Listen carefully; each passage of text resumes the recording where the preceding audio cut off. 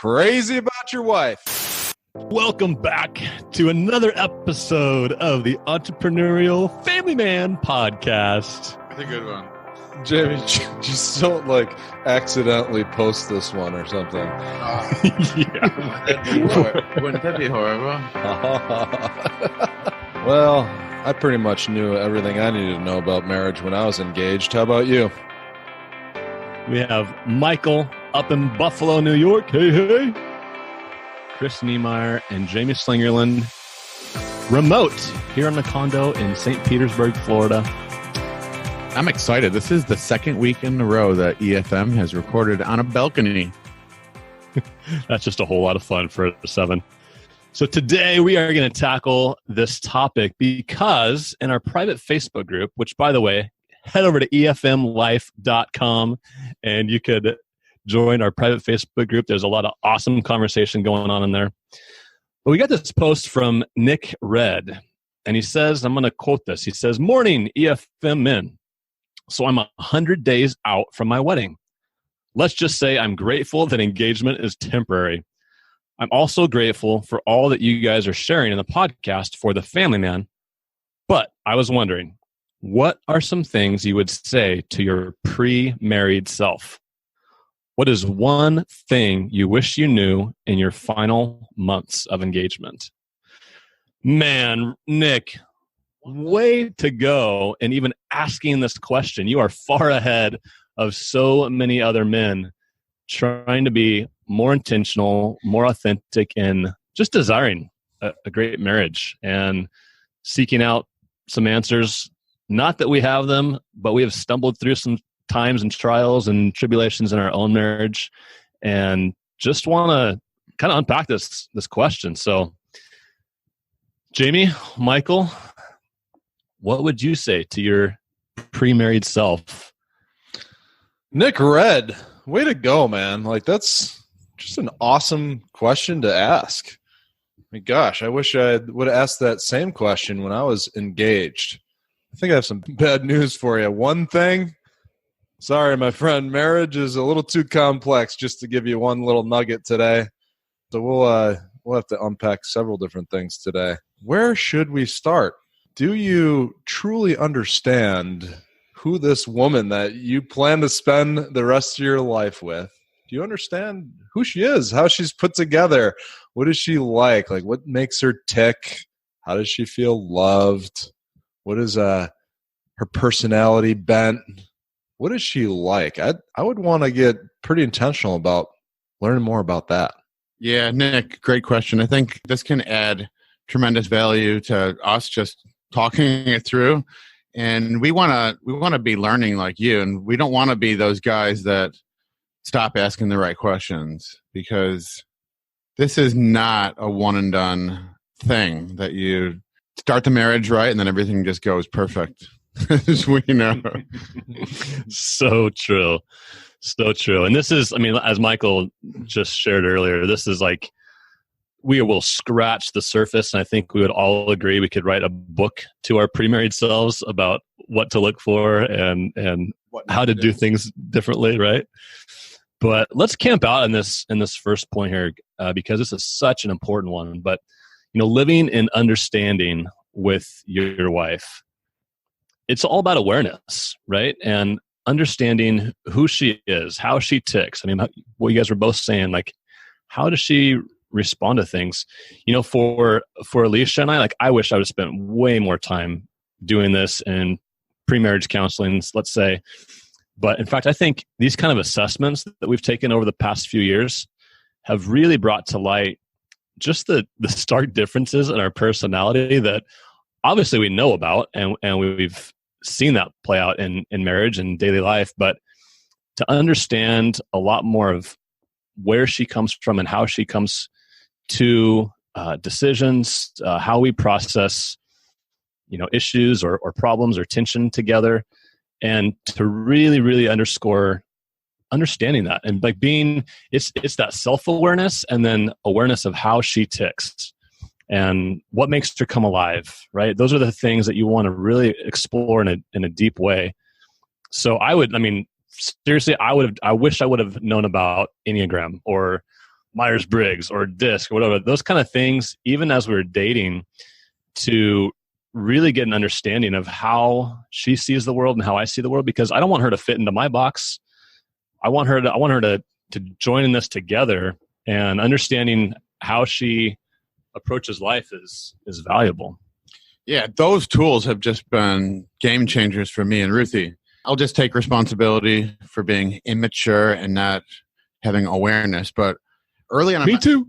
Okay, Michael's not shaking his head over there. He's got it all together. But me and right. me and McGreevy got Should me and ask me and Lydia about that. But I'm remembering early in my marriage, I think because I didn't take initiative to really study what Ruthie was like, when she would respond in a way that was contrary to what I wanted, I was defensive. I was thinking, I was only seeing it through the lens of how it affected me.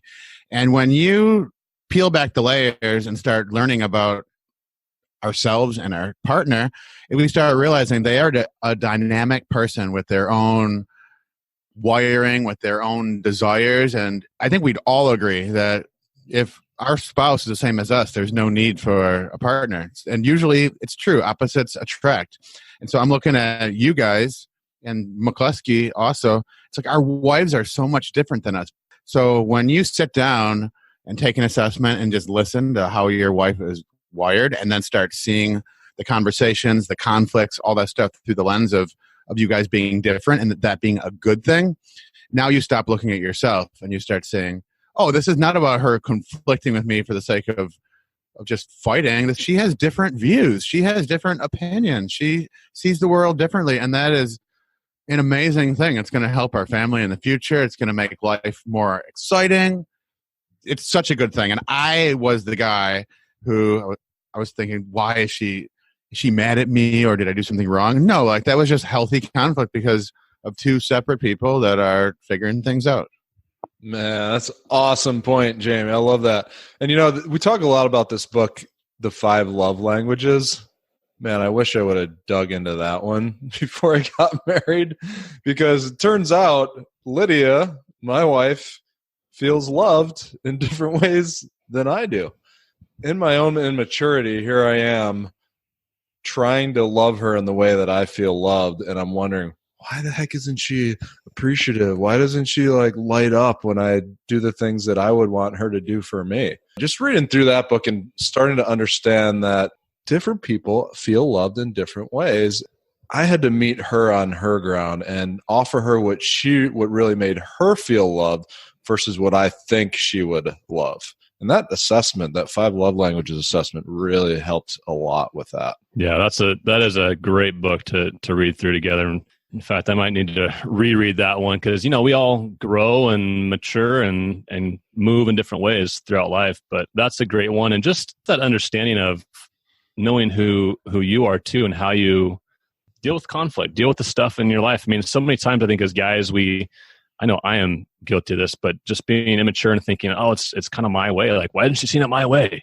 No, if you know her perspective, then it, like you said, Jamie, it's going to get through okay, we're not having conflict just because she wants to be against me or I want to be against her. Like, you just see things a little bit differently and you kind of move together. I remember a teaching about when man and woman were created. When it says that suitable helper, if you go back to that real language, or original language, it was that complementary helper, because we're so different, but it's that complementary with an E, not an I, not free, complementary helper. Because we talk about Enneagram, we joke about the numbers on this podcast a lot, but I'm the 3, Alicia's the 7. My life would be so boring if Alicia were not in my life, because she brings such adventure and such joy and such spontaneity to our marriage and to our family. I'm so thankful that she's there for those reasons. It just makes life more fun and interesting and colorful. And there's ways that I compliment her, but the thing of understanding awareness is so huge. And I wish I would have learned a little bit more about that. Yeah, it's so one-sided to just be seeing every problem, every issue as how it relates to us. Nick, I think that'd probably be something that we could, a little mentorship moment, we could say we're talking to you, but we're also talking to ourselves. It's easy to slip back And all the conflict, all the conversations, whenever there's a disagreement, really easy to look in the mirror and be like, why doesn't she just do it the way that I do? And I love what you said, Michael. Kind of the default, I would say, for us to think that people see things the same way as us, that they feel the same things that we do. Like that book, Men Are From Mars, Women Are From Venus. We speak different languages. And when we can start to understand the language that our wife speaks, I mean, we're really dense, right? Our guys, we're walking around like boonga boonga, and we just can't. Boonga boonga. Yes. And like our wives are speaking and we're not even listening because it's a different language. So I love that point, Michael, that you got to find out how they interpret the world. Like what's the lens that they're seeing it in. If we only serve them the way that we want to be served, then we're going to miss the boat. I remember feeling, I don't know if you guys felt this, but I remember feeling like, oh man, I get along with Lydia so well. We just are so great for each other that like we don't really need to worry about that. Like we don't have to do all these assessments and figure each other out because we're just like so great together and we're so in love and just going to be such a smooth marriage. And wow, was I wrong? Like if you go in thinking that oh man, we hardly ever argue, like it's just going to be an awesome marriage.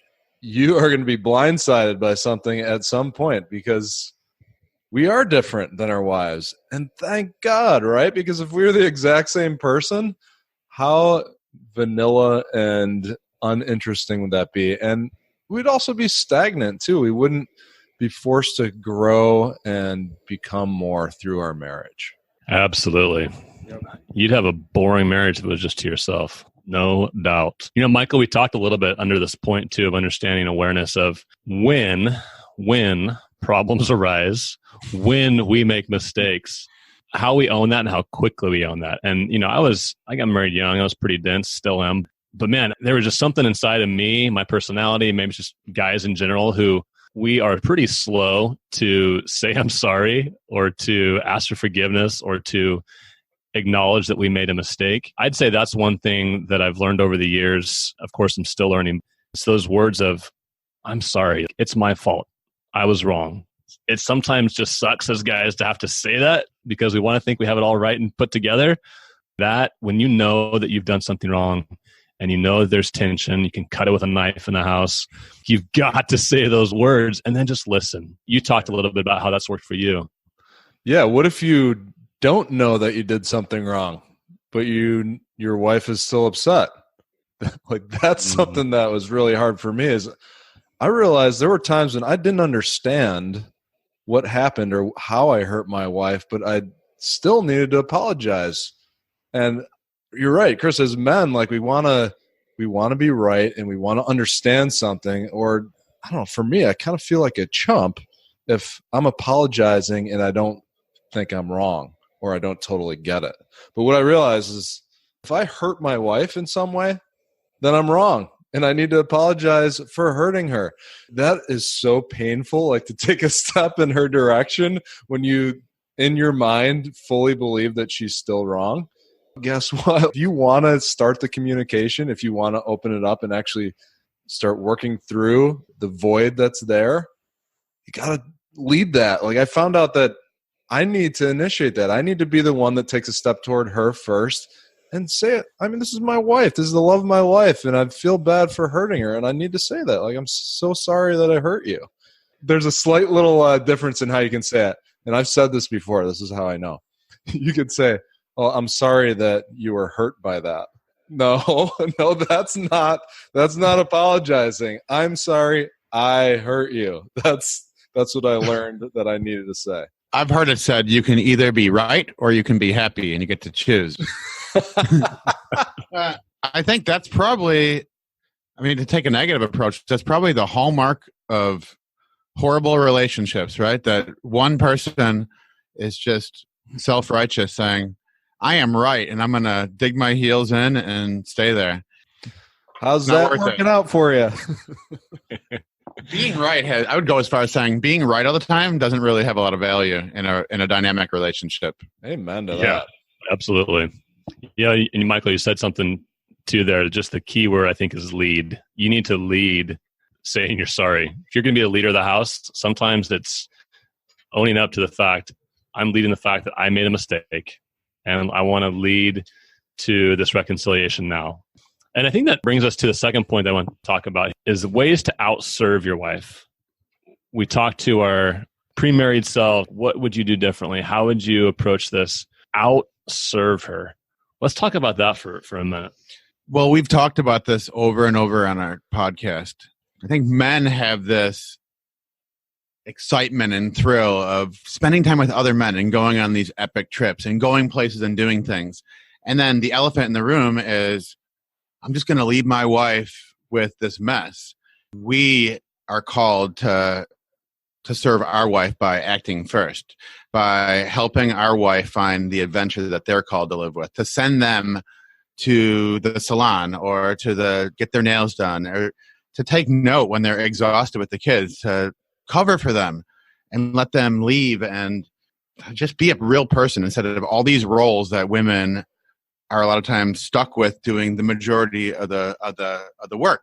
I would tell Nick, I would tell myself, anybody in the EFM community, try your best to be as much of a Renaissance man as you can, and don't feel bad if it struggles. But like, learn to jump in and cook a meal. Learn to do things that are hard that you don't see other men doing, because it's not just about sowing and reaping or the law of reciprocity. That is a way to serve. Everybody gets exhausted having to make every single meal or wash every single load of laundry.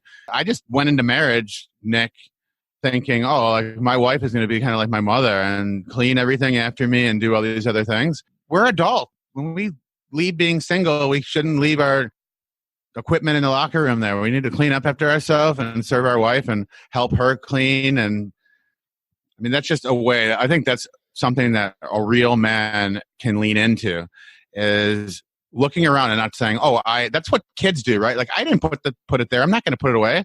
But now we're adults. We could serve by example and do the right thing and clean up after yourself, clean up after your spouse, help out. This is not what do you call it? Like a tit for tat. I think that would be a mindset that we want to get rid of when we're moving into marriage. Yeah, I like that, because we're naturally going to fall into the things that we're drawn to when it comes to chores and things like that. And we kind of settle into a groove that way.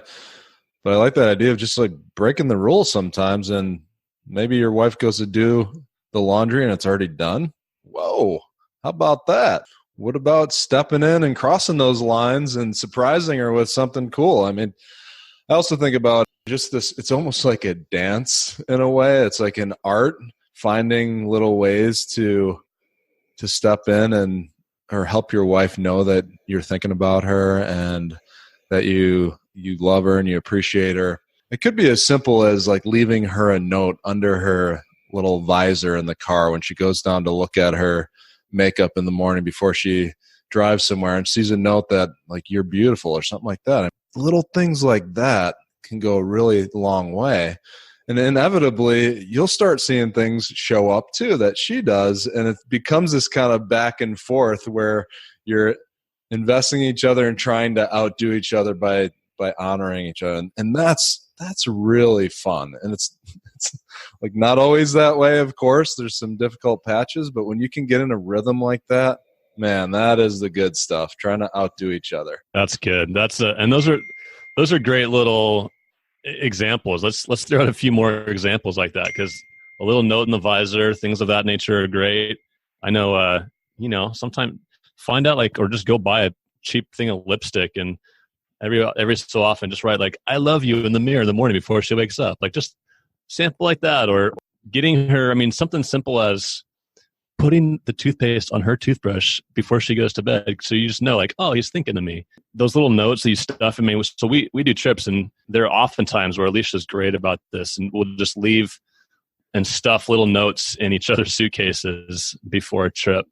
And so they find it, they'll find a little chocolate bar or whatever, just practical things. What are some other examples that Nick could take care and do well? There's a lot of little things you can do. Sometimes it has to do with the kids too. And I know that's a little bit ahead of the game for you, Nick, but sometimes it's as simple as surprising her with a babysitter when she's not expecting it, and giving her some space just to do what would refill her soul and restore her. Maybe it's getting up early while she's still sleeping if you don't have kids, and running out to get her favorite coffee, and maybe this little treat that she likes to have with her coffee. And then as she wakes up, you're standing there with the coffee in your hand and maybe a little silver tray that she can just enjoy it and relax in bed. But yeah, always be thinking about what for your wife, like she's different than every other woman. Like she has her own things that she's into and she really enjoys. Like be a detective about that and then beat her to the punch and surprise her with these cool little things that'll let her know that you are thinking about her. That's a good word, Michael. Be a detective about your wife and what makes her just light up, have a little bit extra happiness and joy. I mean, you mentioned it, but this is also another place to mention that the 5 Love Languages book as just really understanding. I mean, are these little treats, these little mementos, these little gifts, one of her love languages? Do more of that. Is it the time? Do more of that. Is it the affection? Like, could you be the guy that's walking through the grocery store holding your wife's hand and it may feel awkward to you, but she loves it? Do that. Yeah. I was going to say, you could also like clean out her car, like vacuum out her car and organize it, fill it up with gas. We also talked about some cool ways that you can surprise her with dates too. One thing I tried with Lydia, and it worked really well. It was a ton of fun. As we wrote down on separate sheets of paper several different restaurants right near our house that she loved, and I just told her, I didn't tell her anything about the evening other than we have a babysitter and that we're going out. And when we got in the car, I had this little jar sitting in the car with all these restaurants on pieces of paper, and I said, okay, we're going to go have one little appetizer or a drink at 5 different places tonight. So you get to choose which one we're going to. And she put her hand in and pulled the restaurant out, and that was the place we're going to. So you got to keep it kind of mysterious. They don't want everything the way my wife's laid out. She just doesn't want to know exactly everything that's going to happen in a night. Like so a little bit of mystery, a little bit of fun that's worked in there. That goes a long way.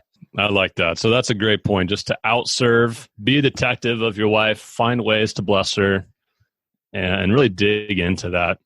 And as we talk about landing the plane here, I want to just talk about this last point and dig a little deeper here with you guys. This idea that marriage, you want to get it right because marriage is also a legacy. If you have family, sons and daughters are watching each moment. And so what are they seeing? How are you treating your spouse?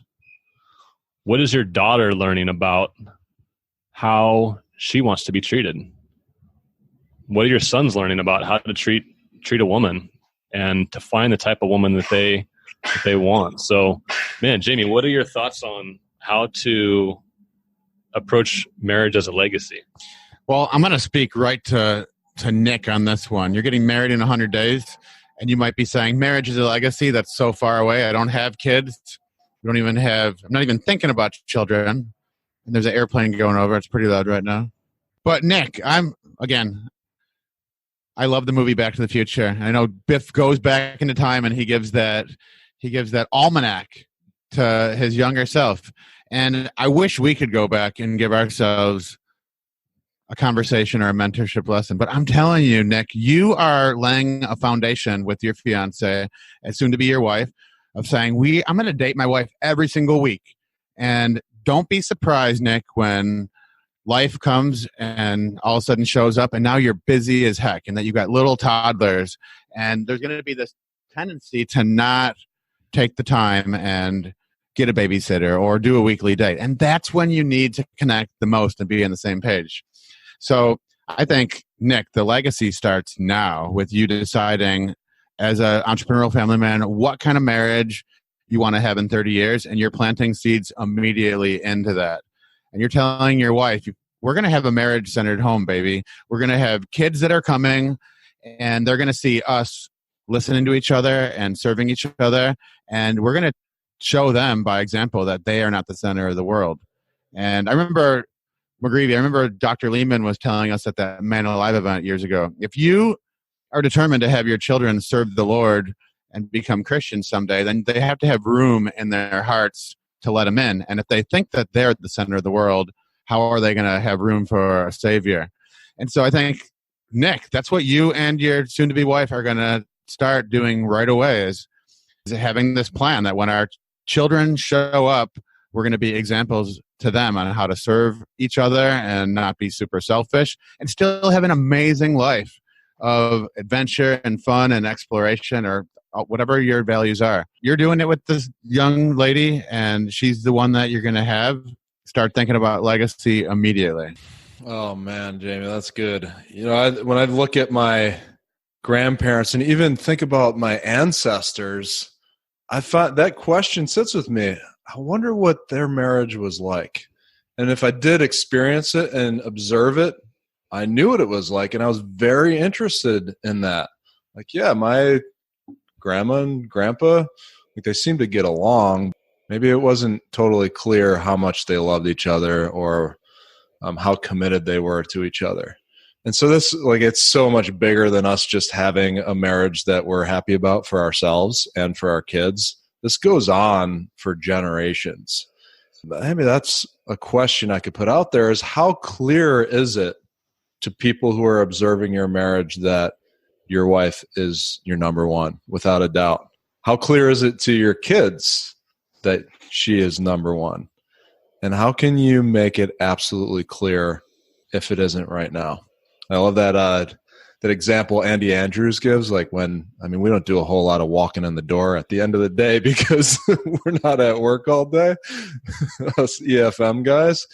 Let's say we're away a little bit and we come home.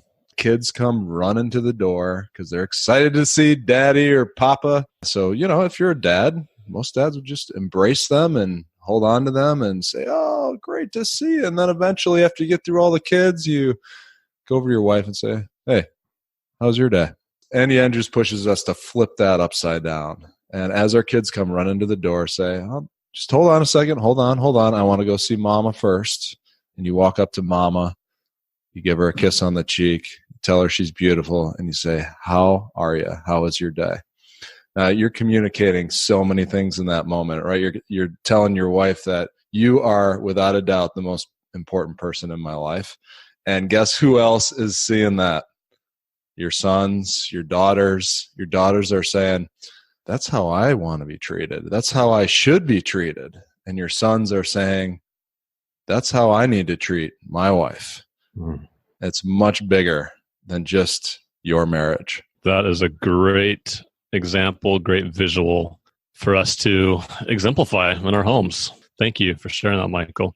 And I just want to wrap up and just underscore these points. So number one, again, understanding, living in an understanding way with your spouse, being more fully aware of you, but also her. How could you study your wife more? Maybe it's taking those assessments together.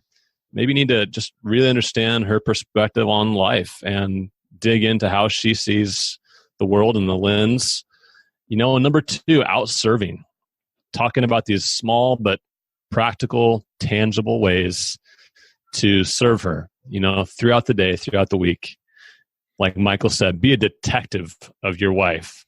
Find ways that just gets her to live out her more authentic self and that potential. And this third point of, marriage is a legacy. And so what are your sons and daughters seeing? What example are you leading for them? We hear that analogy of when's the best time to plant a tree? It's 20 years ago. When's the second best time? Today. And so, Nick, thank you for the question. Thank you for just allowing us to kind of dig a bit deeper into, man, what will we do differently, or what advice will we give our younger selves? And, if you're listening to this going, man, I need to do some of those things. Today's the day. Start now. Your marriage may be established already. Throw some good fertilizer on that soil. Get it going again. Nick Rudd, I'm looking forward to having a conversation with you in 20 years and hearing you say, I am so glad that I planted that tree back then instead of starting now. We believe in you, buddy, and you're an inspiration to us as well. Thanks for asking an amazing question that adds value to everybody. Thank you for listening to the Entrepreneurial Family Man Podcast. Visit efmlife.com to connect with us and others like you who are pursuing success in enterprise, family, and marriage.